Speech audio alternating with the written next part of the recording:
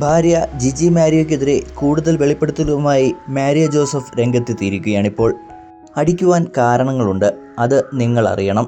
ജിജി എൻ്റെ കള്ള ഒപ്പിട്ട് ചെക്കുകൾ അനവധി കൈമാറി. അത്തരം കാര്യങ്ങൾ ഞാൻ ചോദ്യം ചെയ്തപ്പോൾ എന്നെ പിച്ചാത്തി കുത്തി.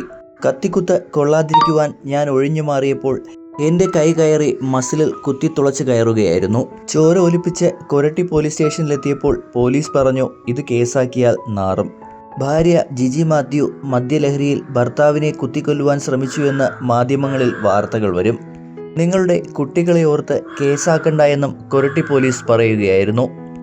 ജിജി മാരിയോ മദ്യപിച്ചിരുന്നു എന്നും ഈസ്റ്റർ നാളിലായിരുന്നു സംഭവമെന്നും പോലീസ് സൂചന നൽകുകയായിരുന്നു. തൻ്റെ സഹപ്രവർത്തകരോടൊപ്പം ഇരുന്നാണ് മാരിയോ ജോസഫ് സംഭവം പുറത്തു പറയുന്നത്. ജിജി മാരിയോ ട്രസ്റ്റിൻ്റെ കോടികളുടെ ചെക്ക് കള്ള ഒപ്പിട്ട് കൈപ്പറ്റി സഹോദരന് വീട് വെച്ച് നൽകാൻ ശ്രമിച്ചുവെന്നും മാരിയോ ജോസഫ് പറയുന്നു. ഇതിൻ്റെ ചിത്രങ്ങളും അദ്ദേഹം പുറത്തുവിട്ടു. ഞാൻ സെറ്റോ ബോക്സ് കൊണ്ട് തലയ്ക്കടിച്ചിട്ടില്ല.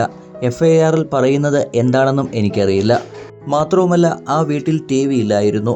എന്നാൽ ഞാൻ തല്ലുകയുണ്ടായി, അതിന് കാരണവുമുണ്ടായിരുന്നു. ഇങ്ങനെയായിരുന്നു മാരിയോ ജോസഫിൻ്റെ ഏറ്റവും പുതിയ വെളിപ്പെടുത്തലുകൾ.